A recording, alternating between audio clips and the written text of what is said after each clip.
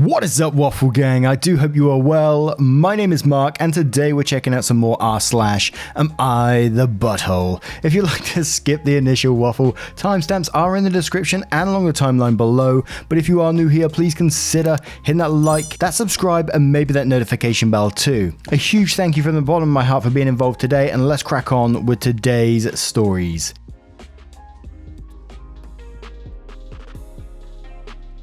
Now, this first story does come with an update, and it's from No Neighborhood 4504 called Am I the Arsehole for not wanting to take down my rainbow flag?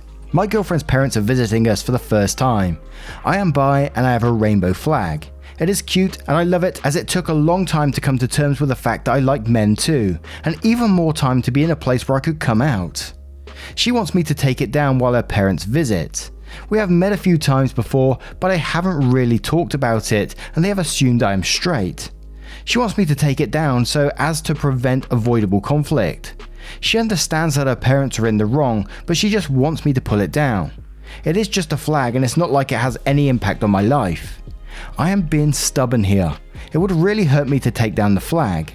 I know I'm running the risk of ruining everything by not taking it down. I feel I am being insecure here, and I should just pretend to be straight for one more night. She misses her parents, and I feel like I am being too stubborn about it. Now, as I said, we do have an update that follows with this one. But we'll cover a couple of comments before we do move into it with Miss Adventure, who says not the arsehole, and let me give you some advice. She's not the one. The one would never ask you to take down your flag or to pretend to be someone you are not, unless it was to keep you safe, not even for one day. I'm not saying break up with her, I'm not saying it's over, I'm not saying she's bad, but she's not the one. The one will be proud of you, who you are in front of everyone, because she or he loves you for who you are. You'll meet them one day. And Trillion222 says take it down and replace it with a flag saying welcome bigots. If they complain, ask why they think it's directed at them. And Warm Grey says, not the arsehole. You can take the flag down if you want, if you don't want to have that conversation today. Or if you decide you don't want to have that conversation with her parents at all. But it should be your choice. Pretending to be straight isn't a small ask, it's a big one, and you've got to ask yourself how long she expects you to do that. Is she telling you she just isn't ready for the fallout right now, or she'd prefer just not to have to deal with your sexuality in perpetuity? Look, I'm bi and haven't bothered coming out to my partner's parents. It's not important to me, as I'm rather private and they were older, conservative, etc. I don't hide who I am, but it also doesn't tend to come up. But here's the thing, I made that choice. He never asked it of me, and I know he'd have my back if it came up. That's very different from being asked to closet yourself for someone else's comfort. You need to have a discussion with your girlfriend about this issue going forth. If you take the flag down now, is that part of her expectation that you continue closeting yourself for her around her parents? For how long? Does she expect you to do this with other people too? What happens if you don't want to? This year's is not really about this flag. Make your choice for today, but don't avoid the underlying discussion. And if your choice is to fly your flag, be proud. You don't have to closet yourself for anyone. And if she can't see why it's such a shit thing she's asking, that's a huge problem. Now, with that being said, let's move to the update to see what it says.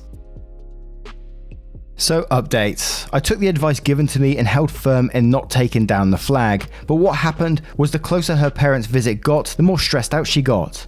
I couldn't really watch her be this upset when I could do something about it. I took it down. I told her I did it because I loved her, but we will have to talk about this later. She seemed extremely relieved. The visit was okay, but she was still stressed out and zoned out for the dinner. She blamed it on work stress. I dropped the subject. I knew there was something there that she was not telling me, and I needed to give her time to process it herself. This week she told me she had feelings for girls too, and she had been caught making out with her girlfriend in high school. That year had been hell for her. She'd been threatened with one of those camps, and she had to lie and throw herself back deep into the closet to survive high school. She cried a lot when she was telling me this. It must have been a very traumatizing experience. She also told me she feels incredibly ashamed of not coming out sooner, and yeah, those dipshits had done a number on her. She apologized for exposing me to them. We have a lot to talk about and discuss, but yeah, I'm feeling happy she felt comfortable enough to come out to me. I feel she wanted to date someone in the Alphabet Mafia so that she knew she would be supported when she wanted to come out. I love her. We have a lot to work through, and I'm not really interested in putting up with her parents ever again. They can fuck right off. She is planning on getting therapy. And apart from the parents in this one, I gotta say it's a pretty wholesome update that, you had the initial judgment and you had every right to, keep the flag up and stick to your guns on that one. But you saw how your girlfriend was upset and getting stressed out, and you could see there was something deeper there and it required further conversation, and you went down that route and found out a lot more about your girlfriend, and now you're going to be there where you can actually support her with you who's had similar feelings to it in the past, which I think is just incredibly wholesome and all that kind of stuff, and love wins the day here, to me anyway. Let's go to the comments below and see what they say. With NightFox42 who says, I'm glad it worked out the way it did between you and your girlfriend, and I'm with you. Her parents can just F right off, along with any other parents who'd ever consider sending their kids to conversion camps. That's disgusting and vile, and those things need to be outlawed. Hopefully she'll consider going low/no contact with her parents. This is a hill to die on. And Photon Bath says, this turned out surprisingly wholesome. I mean, her parents are terrible people, but what transpired between the two of you was very sweet. I think commenters on this sub get very rules-lawy and tend to forget that there are complex people behind all these stories. I do it too. And me. I'm glad you cared more about helping her out than about being right. Hope she can recover from this trauma. Griffin says, thanks for the update. There were so many comments on the original post saying that you should break up, but instead you talked it out, like grown-ass people who care for one another. And now you understand each other better, and that's beautiful. My partner and I are both queer in a marriage that looks het to outsiders. It's been a journey for us to be truly comfortable with bringing our whole selves to our relationship, and we are slowly taking steps of being our whole selves in other parts of our lives. I'm so glad you and your girlfriend have each other. Be patient and kind to each other, especially as she deals with past traumas. It's not easy to separate from both parents, even if they've been abusive. Now, what do you guys make of this story with the update? Let me know your thoughts in the comments below, and we'll move on to another story. And our next story comes from codename Cushy. Am I the arsehole for stopping another parent from talking to my kid at the park? Today I took my 30 female son 6 to a local park. He had brought a small ball to play with that he and another kid were rolling to each other down a spiral slide. At some point the ball shot off the end of the slide and my kid lost track of it. When we found it, another little boy, younger, probably about 2 or 3 years old, had it and didn't initially want to give it back. My son started to tear up and get upset, but didn't yell or say anything mean, and the other kid's dad intervened and made his kid give back the ball. I thought the situation was done, so I called my kid over to me. As he turned, still visibly unhappy from the altercation, he said, "Mum, that kid tried to steal my ball." I went to respond to calm him down, but before I could talk, the other kid's dad stopped my son and began to lecture him about how his son wasn't stealing. He was just little and didn't understand. I made my way over, trying to interrupt the guy and defuse the situation calmly, but he continued to talk over the top of me and told my kid that he thought it was time that he, my son, went home. It was then that I got louder, and in between this guy and my son, I told him that he needed to leave my kid alone and that it was inappropriate for him to chastise someone else's kid like that. He started to argue with me and say that it wasn't appropriate to talk to a kid politely at the park. After a few more short words, which admittedly got a little heated, I told him to leave us alone and that I was done talking to him. He continued to let his kid follow mine around the park until he was so uncomfortable he asked if we could leave. As we left, the guy made a loud snide comment about how rude I had been to what I assumed was his wife, who had stayed silent throughout the exchange. Am I the arsehole? Absolutely not the arsehole. He gave the ball back and then decided to lecture your son, a 6-year-old. Even when the kid said he was stealing from him, everyone knows, like my nieces and nephews and stuff, a 6-year-old doesn't understand stealing. So they're just seeing their ball being taken. It's like, the life's ending. They're taking my ball, And then for that person to get upset over it, I mean, come on now. Dude crossed a massive line. And just imagine if that's his sort of attitude and that's what he's passing on to his own child, what that child's going to grow up like. Oh god. But let's hope it doesn't. Let's hope the kid doesn't. But Out for Blood says, not the arsehole. This guy really should have left you all alone after your kid got his ball back. It's definitely not his place to try and teach your child anything. Curious Jess says, end quotes, made loud snide comments about how rude I had been to what I assumed was his wife, who had stayed silent throughout the exchange. And then says, if you ask me, this sentence tells you everything you need to know about this guy and his MO. Poor lady probably is humiliated by his behaviour on a regular basis. Not the arsehole. And Sai says, not the arsehole. Why is that dude so bitter towards a 6-year-old?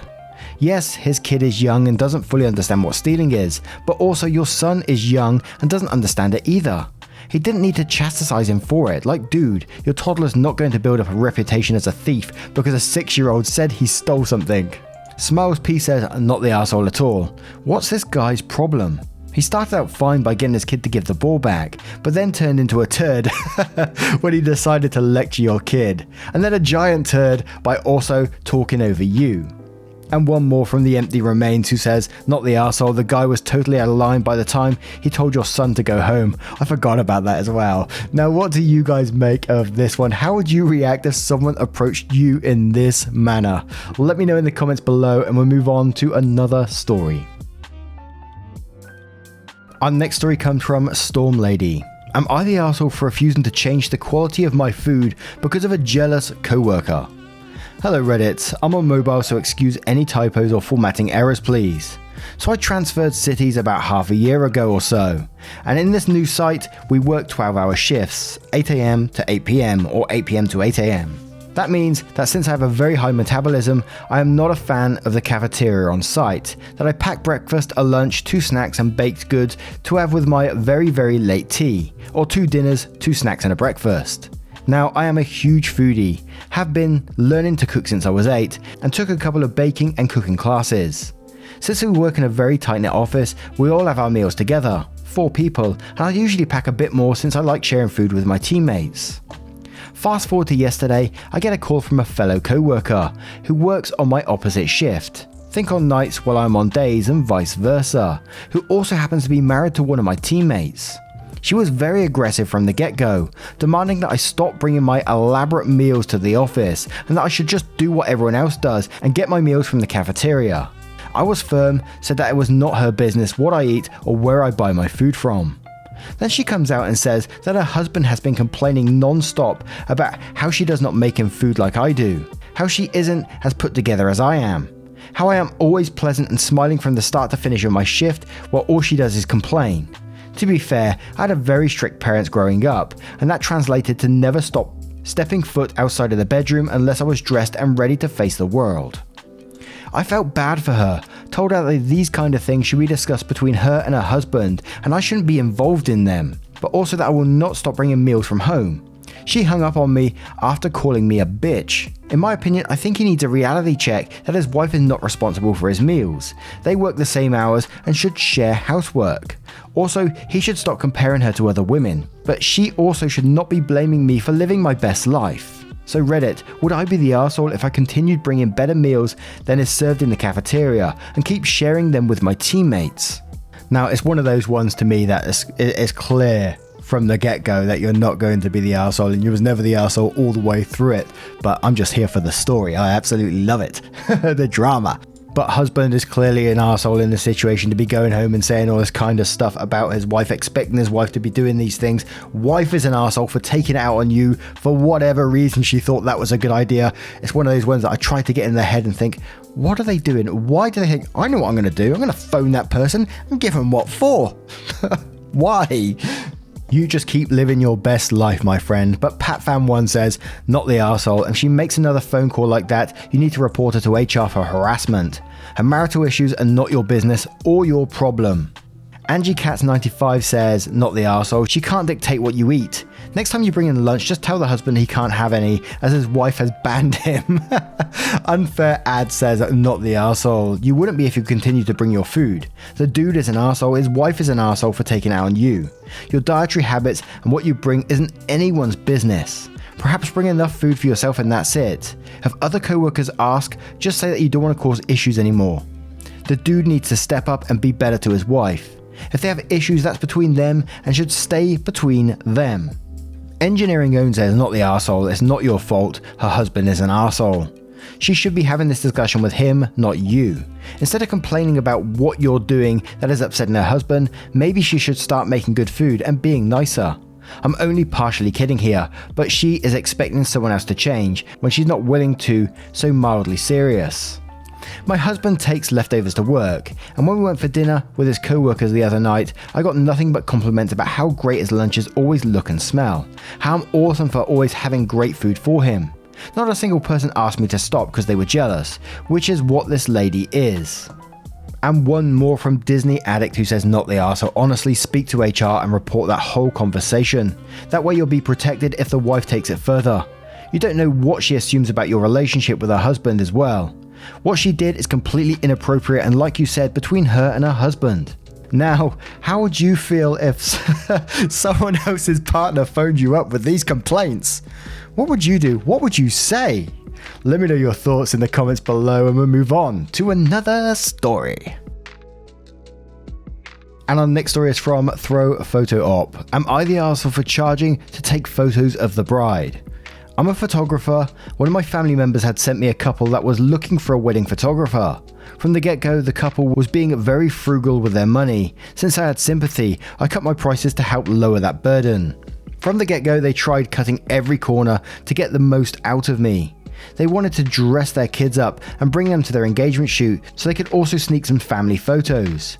Not cool, didn't allow it. They booked me for 3 hours of their wedding and I knew this was going to pose a problem. But 3 was all they could afford and apparently all they needed. Leading up to the wedding, I knew that we didn't have any time to spare when it came to the photos. I asked the bride for the itinerary for the wedding and also all must-have photos with an example for her to use. The day before the wedding, she says there isn't a schedule and we will wing it, and the shot list definitely showed that someone did it last minute. Wedding day comes and everything is an unorganized disaster. There were very few moments where the bride and groom could actually be taken away. Wedding was at 5 on a Friday. I was booked from 5 till 8. While I'm capturing all the important shots on the list, I'm trying to grab solo shots of the bride and groom, but they don't make time for me. Something was always coming up to where when we were to go outside, they would tell me to wait.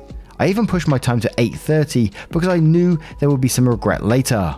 So I tell them I'm leaving and I just need a photo of them too. The groom comes out yelling because I've taken away from the party to take stupid pictures, and honestly, the behavior was grotesque. I took the picture and left. A week passes and I get a text from the bride at 11 PM. Oh my god, I was just having so much fun that I just realized we didn't take any solo shots of myself. And she didn't, because she wouldn't make the time to take them. Because she wouldn't give me a schedule that we could actually work with. So now the bride is requesting that I do a greatly discounted or free bridal shoot for her, since I didn't get any solo shots from the wedding.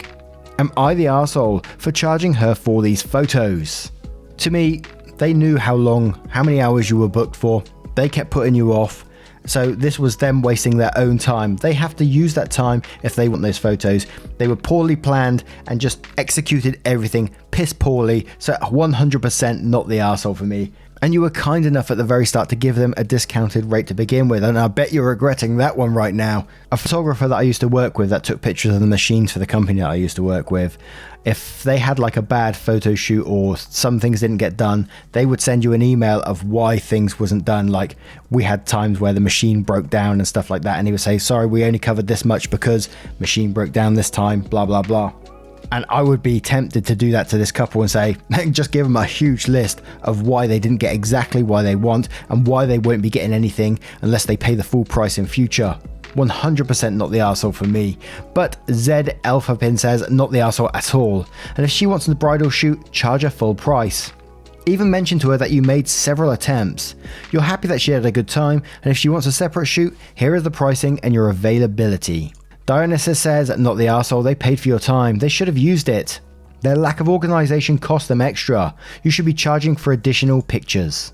Sinjiri says, not the arsehole, imagine booking a performer for a party, and he'd keep asking you if he can perform now, and you'd keep shrugging him off the whole duration of the party. Then you'd send him a mail like, oh my god, I just realised you didn't even perform. How about you come perform for free now? Nope, that's not how it works. They booked you for 3 hours, it's their responsibility to make sure they are available and motivated to get the pictures they want within that time. Time is money, friend. Absolutely. Beach producer says, not the arsehole. She understood the parameters of what you were hired for and didn't manage her time she was paying you for. Since that time has passed, you absolutely should charge her for the bridal shoot, and a premium at that, for being the arsehole she is. Also, discuss in detail with your family member how the whole thing transpired, just like how you detailed here, because a chick like this is undoubtedly throwing you under the bus to your own family member, trying to make you out to be the arsehole. Hell, your family member might even be useful in pressing the shithead bride to compensate you properly for the bridal shoot. And one more from Ian Caradoc saying, not the arsehole. There is a reason that many wedding photographer contracts include a clause like this one, and if your contract doesn't have such a clause, add it. The contracting party further agrees that no complaint can be made after the fact as regards to missed images or failure to include important persons in specific images.